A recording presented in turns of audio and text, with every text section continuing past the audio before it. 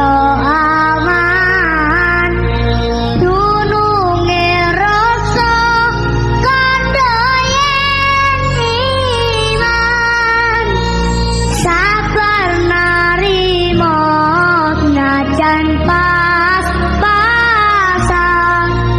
kabeh dinakdir saking pangeran.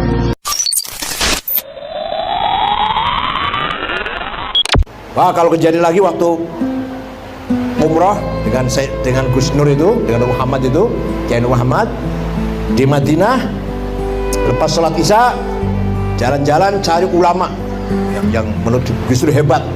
Ada ulama jenggotnya panjang, pakai gamis, udung-udungnya besar, kitabnya setumpuk, ngajar muridnya banyak. Nih Gus, betul, bukan. Cari lagi, kan banyak orang kiai yang ngajar banyak. Nih Gus, bukan.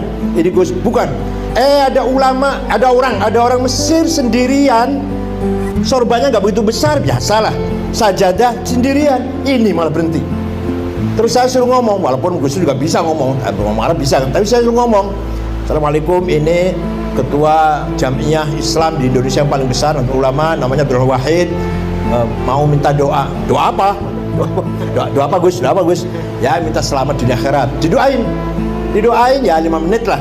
Agak panjang doanya, agak panjang sih. Setelah itu dia lari, ini beliau nih pergi, sajadahnya diseret malah, sambil ngomong gini bahasa Arab, Ya Rob, ma dzambi hatta tu'arrifani iya. Dosaku apa?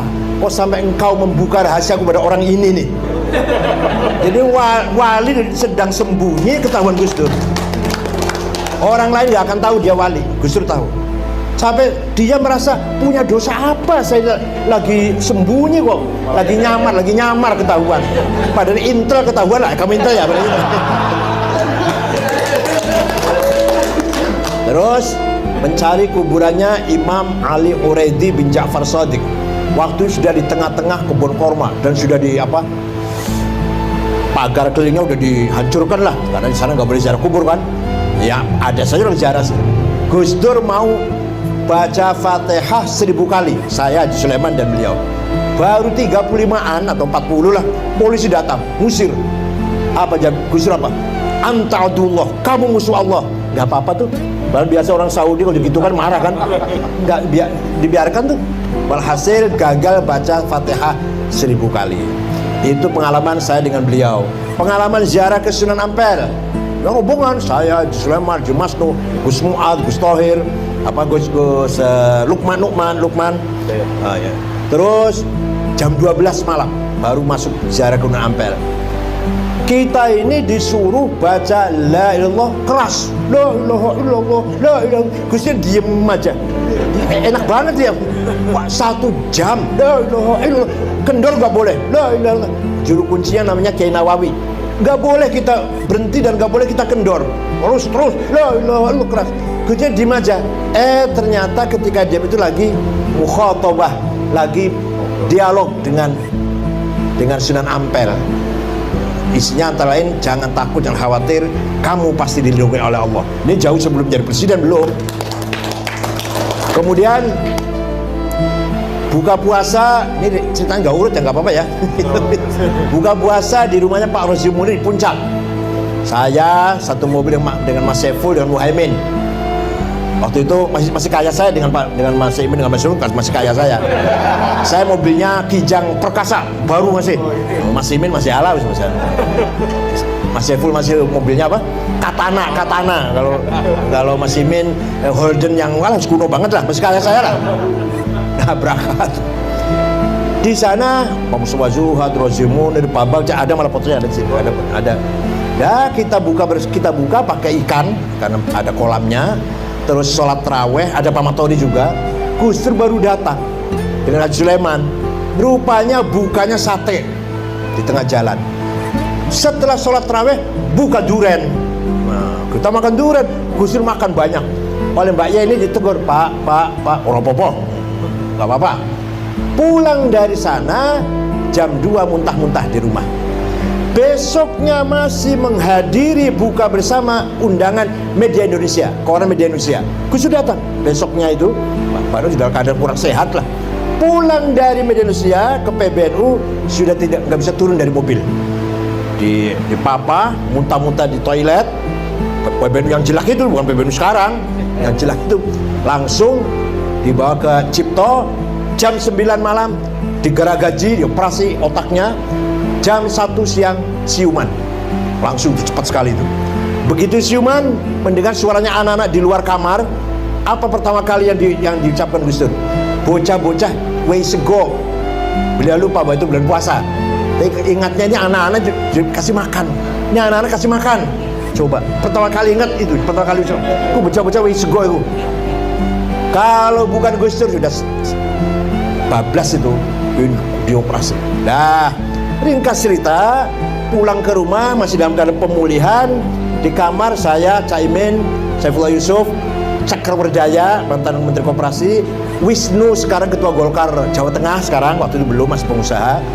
Gus Dur tidur, kalau pelan-pelan kita ngomong tiduran, tiba-tiba duduk. Mengko aku jadi presiden. Kita ini kaget orang lima ini Gus Dur konslet ini. Sudah nggak waras Gus Dur ini. Ya, siapa yang ngira Gus Dur mau jadi presiden? Itulah ringkas cerita pengalaman saya dengan Gus Dur. Ringkasnya begini, kalau ada seorang alim agama berhadapan dengan Gus Dur, dia akan merasa bodoh di depan orang yang paham agama betul. Kalau ada pemikir, ideolog atau filosof atau siapalah pemikir intelek di depan Gus Dur akan merasa kecil, karena Gus Dur ternyata pemikir yang luar biasa, bahkan pikirannya jauh ke depan. Kalau ada seorang budayawan, seniman di depan Gus Dur merasa kecil, merasa rendah, merasa ketinggalan. Gus Dur lebih dalam seninya, lebih dalam budayanya, luar biasa. Bisa menikmati Beethoven ya? Beethoven. Bisa menikmati gending Jawa. Masih luar biasa. Kalau mendengarkan wayang sampai selesai didengarkan. Padahal lewat telinga aja nggak lihat. Pernah ada Piala Dunia, pertama kali Prancis lawan Spanyol. Itu Gus Dur hanya mendengarkan, Spanyol kalah 0-1 ini. Betul 0-1 kalah. Kalau ada seorang aktivis di depan Gus Dur akan merasa rendah, akan merasa kecil. Ternyata Gus Dur lebih dari seorang aktivis. Lebih kehidupannya semua 99% untuk masyarakat, untuk rakyat kecil, untuk rakyat yang terzolimi. Nggak ngurus keluarganya, nggak ngurus istri dan anaknya, nggak diurus pokoknya. Yang diurus semua kepentingan orang banyak. Kalau ada seorang politisi di depan Gus Dur akan ketinggalan jauh. Politik Gus Dur tajam sekali. Walhasil dari salah satu politik Gus Dur, salah satunya ini terang-terang aja, nggak apa-apa lah, terang-terang aja ya. Ceritanya Pak Syafi'i, Theo Syafi'i, pidato ngeritik Islam. Islam itu nggak membawa peradaban, nggak membawa budaya. Saya mengkanter, keras yang kanternya. Di Pak Gus Dur dimarahi. Saya mengkanter Pak Theo Syafi'i, dimarahi Gus Dur. Dah ada Mas Saiful, ada Muhaimin. Nah, ya udah saya diem aja dia. Udah ngomong sana sini bercanda, baru tanya. Kenapa sih Gus? Saya dimarahi, saya dianggap salah, mengkanter belain Islam dianggap salah. Apa jawabnya? Yang jawab jangan sampean, biar orang lain. Mengkona seru sampean penengah. Waduh, ya Allah, tuh luar biasa.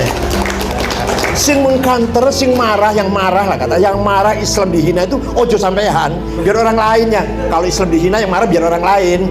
Kok nek seru sampean datang jadi penengah.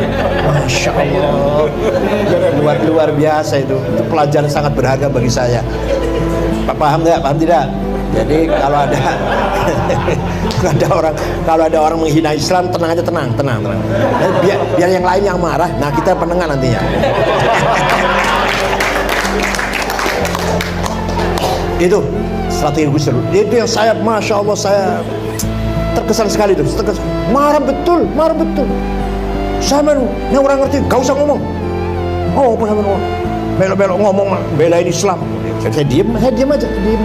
Waktu itu Theo Syafi'i ngomong Islam gak bawa peradaban, Islam gak membawa budaya, Islam kita lah radikal itu, Islam dianggap salah merata radikal, di generalisir gitu. Saya jawab, masuk TV di berita, masuk TV. karena wartawan ya. Belum ada medsos waktu itu kan. Gus Dur marah betul. Sudah selesai, tinggal sudah dingin, sudah guyon-guyon, baru tanya tadi. Ya Allah, sudah. Walhasil beberapa pengalaman, kesimpulannya bahwa Gus Dur itu di luar apa? Di luar ukuran manusia biasa. Bukan hanya IQ kecerdasan, tapi mata hatinya